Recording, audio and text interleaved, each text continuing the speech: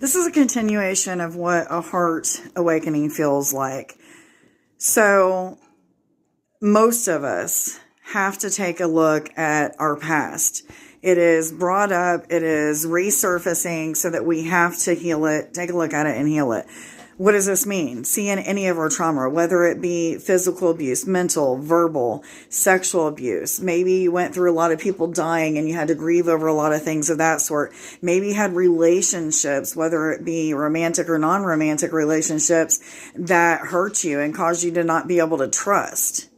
There may be things that you have to process and go through that have to do with religious sectors. Maybe you, as part of a church your whole entire life, and as part of your awakening, your heart awakening, you realize that a lot of things that have been told to you were lies. You learn that a lot of things that are in our religious texts, like Bibles and things of that a lot of these things have falsities to them. Not everything that you know or have heard is actually truth. So you go through this time of grieving over things that you've learned and having to rid of programming from churches, from religious sectors, from our political parties, from our government, from teachers and preachers who have taught us things, not because they wanted to teach us wrong, but because that's what they were taught too.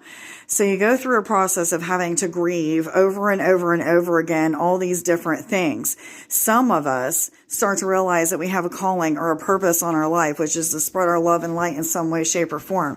So we start to see how we're supposed to be spreading our love and light. And then that brings on even more awakenings, maybe even more heart awakenings, to where you have to see yourself in a different light and learn to build your self-esteem and have to get rid of all of these areas of you that says, don't trust, don't have faith, don't have hope, going through an ego death, which is that part of you, that aspect of you that tells you if you go this direction, it's going to hurt you. Or if you do this, it's not going to be productive, or you're never going to amount to anything. So you have to go through processing through all of these different things.